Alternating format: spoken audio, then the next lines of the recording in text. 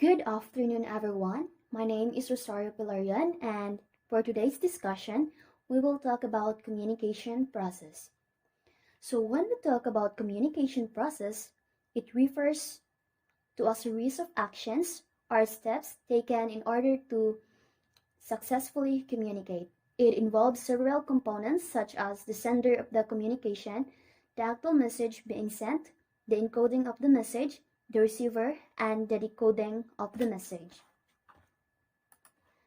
Communication has five elements. First, we have a communicator. So when we talk about communicator, it is the person who sends the ideas. Second, we have the receiver. When we talk about the receiver, it is the person who receives the ideas. And third, we have the transmission. So transmission, the act, way, or the method of issuing or sending the ideas. And message, it is the idea, order, instruction, advice, suggestion, observation, appeal, or report which is to be communicated. And the last but not the least, we have the response. So when we talk about response, this is the reaction or the reply of the person to whom the message was communicated. Always remember the five elements of communication. We have communicator, receiver, transmission, message, and response. Okay, let's move on to the communication process. First, it's conceiving a meaningful idea, translating this idea into an understanding form, or let's say encoding, transmitting this encoded message, decoded the message for a meaning. So that's the process of communication. Let's move on to Shannon and Weaver 5 ingredients in communication. So Shannon and Weaver has a 5 ingredients of communication. First, you have a source, or let's call speaker, a transmitter, a signal, or in other words, speech, a receiver, a destination, or in other words, listener. So that's the 5 ingredients of communication according to Shannon and Weaver. Always remember a source, a transmitter, a signal, a receiver, and a destination. Next, let's proceed to David K. Berlow's model consists of 9 components. So according to David, he has 9 components of communication. First, he has source, encoder, message, channel, receiver, decoder, meaning, feedback, and the last, noise. So that's the 9 components of David K. Berlow's model: a source, encoding, message, channel, receiver, decoder, meaning, feedback, and noise. Always remember that because that is very important. So now, I'm going to show you the diagram of communication process.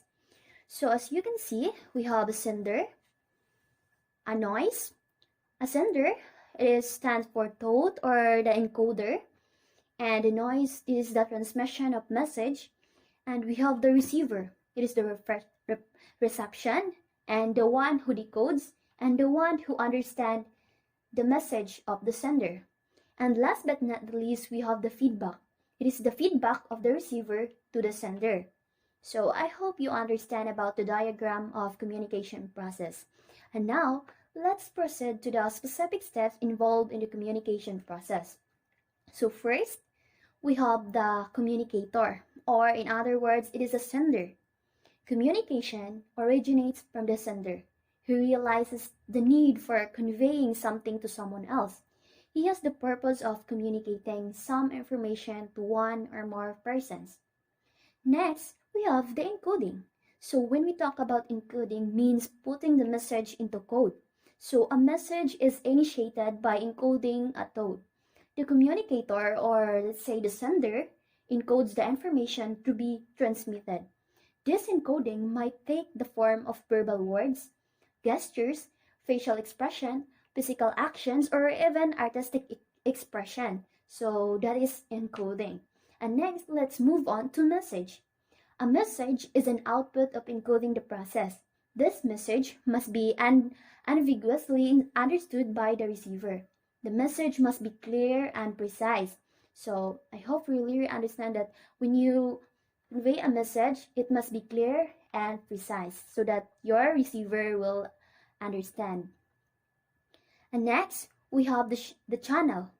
A message is transmitted through the appropriate channel.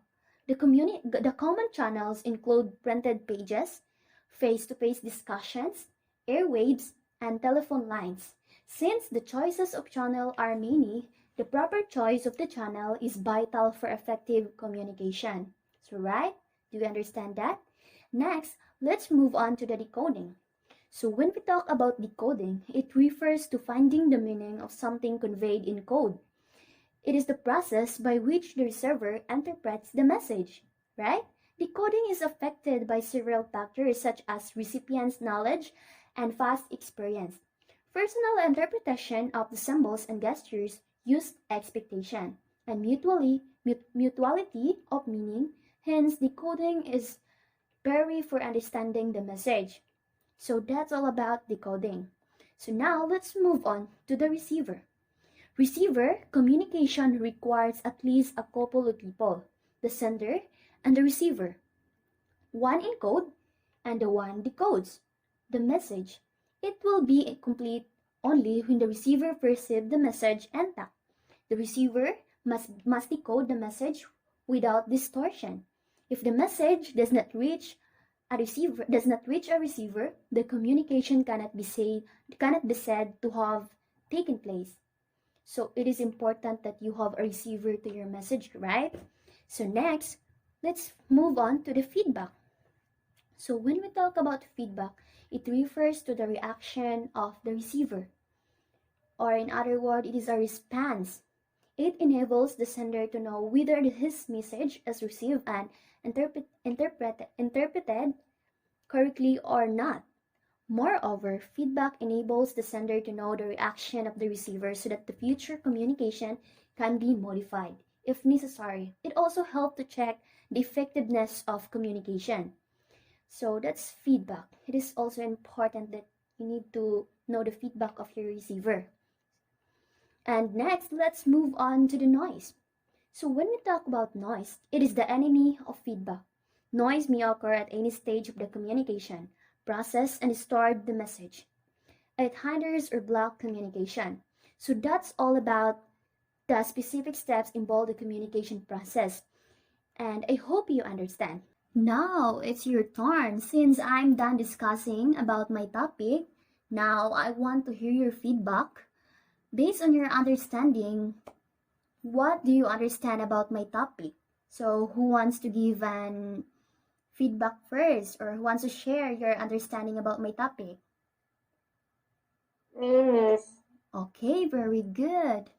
Yes, Gwendolyn, you can share now. Hi, Miss. What I learned from your discussion a while ago is about the communication process. Generally, the communication process takes place through the following steps. First is conceiving a meaningful idea, translating this idea into an understanding form, and that is encoding, transmitting this encoded message, and lastly, decoding the message for meaning. And the other thing that I learned from your discussion is also the elements of communication. Communication has 5 basic elements. These are communicator, receiver, transmission, message, and response.